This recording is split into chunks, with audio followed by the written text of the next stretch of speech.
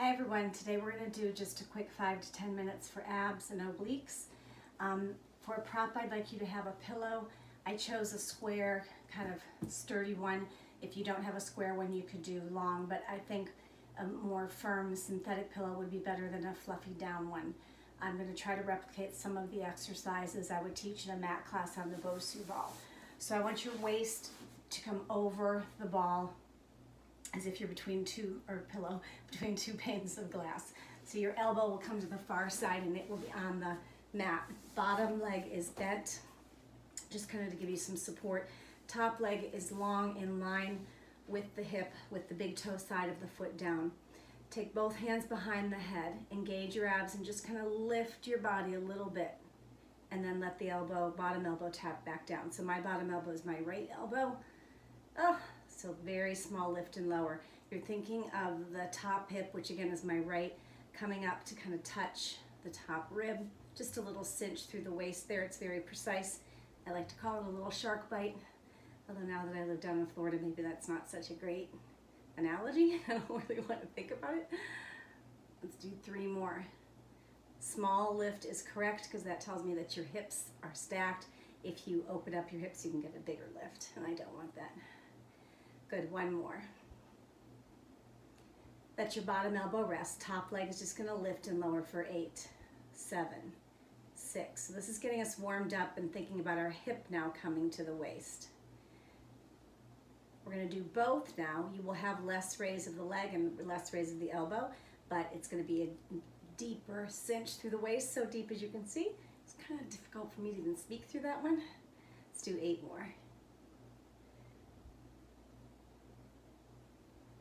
With the fan going, it's kind of making my eyes water, so I'm not weeping. Good, 3 more. Think of pulling your abs in to help the waist. 2 and 1. Very good. Nice thing about the pillow is you get a nice yummy stretch afterwards, so just reach over, take a breath through your side waist to extend the muscles there to give them a little break. On the next one, I want you to come up like you were. Come towards me just by like another inch. And then my right bum cheek is the one that's on the bottom. So I'm gonna just kind of slide and lazy into that right bum. So my hips are angled. I'm not completely squared to the end of the mat. They're angled to the far end. The pillow should just kind of support right underneath your low back. We're still gonna come into a deep curve. One hand comes to the opposite shoulder, so that as you can see, my arms are gonna make a V position here. I want you to articulate down and bring the V of your arms into the bend of your knee. So that's the angle I want. A little bit down, a little bit up. Think of drawing the belly in and up as you come up. You're rolling down just as you would in a roll down. You're still deeply pelvic tilted. Back is rounded, belly is hollowed out. So we're not tilting back like Frankenstein. We're rounding our back like a rocking chair and rocking back. 3 more. Draw the V to the knee. 2. 1. On the next set of 10, we're going to extend that top left leg. So extend it long. Now bring the knee to the V and the V to the knee. That's a big mouthful, huh? But basically, we're kind of meeting halfway with our legs and arms, like our legs and arms are having a little compromise and coming to the middle ground here. 5 more. 4. 3. Last set of 10, we're going to keep the top leg straight. It'll kick up, but really we're going to think more of our body coming up more. So now the upper body has a little more responsibility. Mainly because the bottom leg, when it's straight, if you're as tight as me, can't really lift that much. 5 more here. 4, 3, 2, 1. Very good. Still, you get the nice stretch over the pillow. So take a big inhale and an exhale. Before we transition to the other side, I want you to sit up very tall, legs long if that's okay for you. If you have tight hip flexor, take them in a kind of a diamond position with your feet together, just opening up the hips. Float your arms over your legs and just, actually I said touching, maybe just a little. See how I have about 4 to 6 inches there? Just do a little C curve till your back touches. Sit up tall. Touches, tall. 6 each of these. 2 more. Just small little mini roll downs.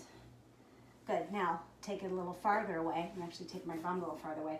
Do the same thing. Just let it be a touch point and come up. So as soon as you feel that pillow on your back, that's your hint to come up. Your abs are engaged really the whole time. We're not coming up and having a break here. 2 more here. Last one. Now I'm going to take it a little farther back with my goal to be that the shoulder tips are what touches the pillow as I go down. So about shoulder tip. That's what it feels like. I hope it looks that way to you. I like to draw my legs together in Pilates stance here so I can squeeze through my center line. If you can do that in parallel, that's fine.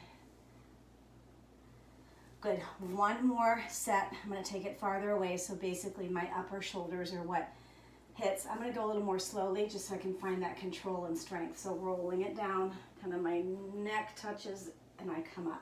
Keep your vision forward, so don't let your head look up towards the ceiling so you protect those muscles of the neck. Roll it down, articulating. Really, for me, it comes almost to the waistband of my pants, but I'm very short-waisted, so maybe it'll be a little farther for you. Good. On the next one, I'm going to do 6 more sets of that, but I'm going to let my right leg just kind of hover over the ground. So just 6,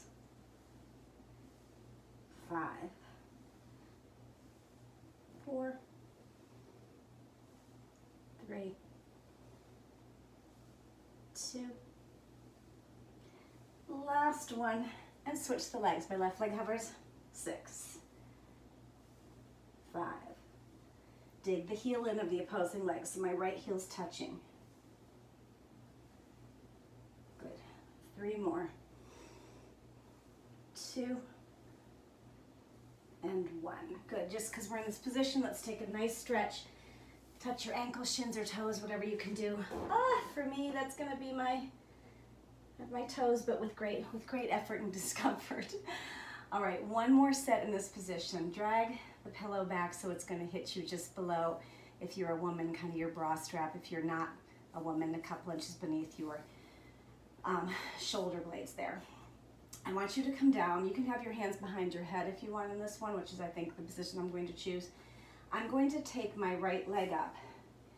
It's in line with the hip now. As I come up, I'm going to take my right leg, cross it over the left, and turn towards you, and down. Twist your rib cage. At the same time you're twisting your rib cage, your leg is going in the opposite direction. Twist. I think I have 1 more to make that magic number 6. Good. We're going to come up the other side now. I'll be turning away from you. Sorry I'm being so rude. So lifting the left leg, articulating down. As I come up, I kick the left leg right as I turn to the left. 2, 3, 4,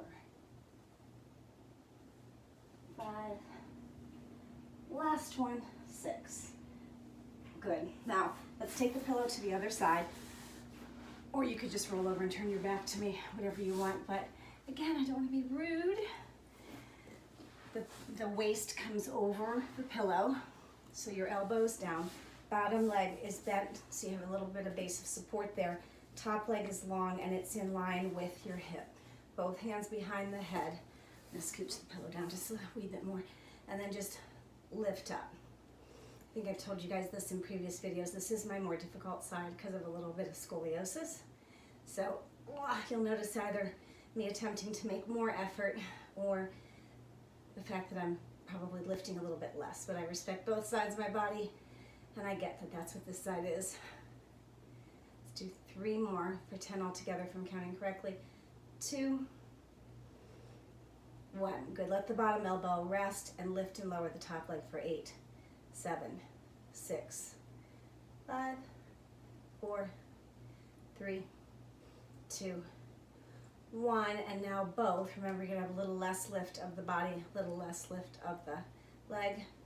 10 altogether, not 8.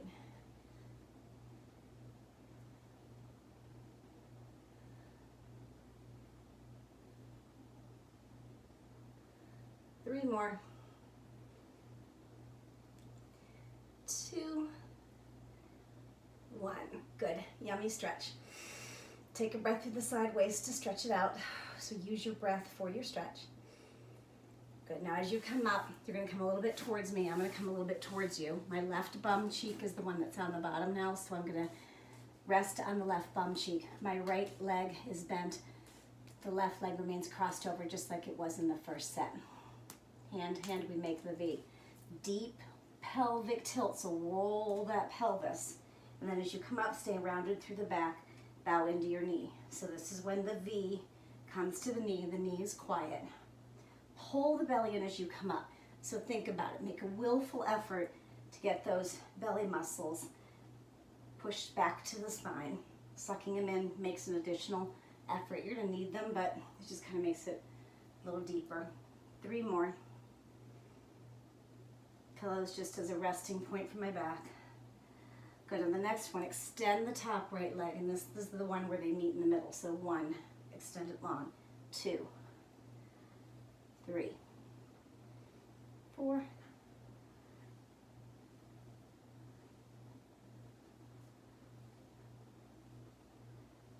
2 more. 9 and 10. Right leg stays long. You come up to the knee.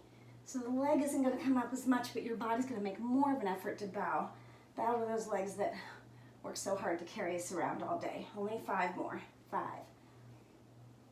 4, 3, 2, 1. Good. I should have mentioned this earlier, but if your hip flexor really feels it, especially on the right side, if you are right dominant, that tends to kind of bite in there sometimes. You can soften the knee as you come up, because that takes a lot of the work out of the hip flexor and allows it to focus more on the abs, which of course was the whole point. So thank you very much for joining me today, and keep watching. I'll try to present a couple rounds of content per week to keep you in shape and hopefully slightly entertained while we are quarantined. Thank you.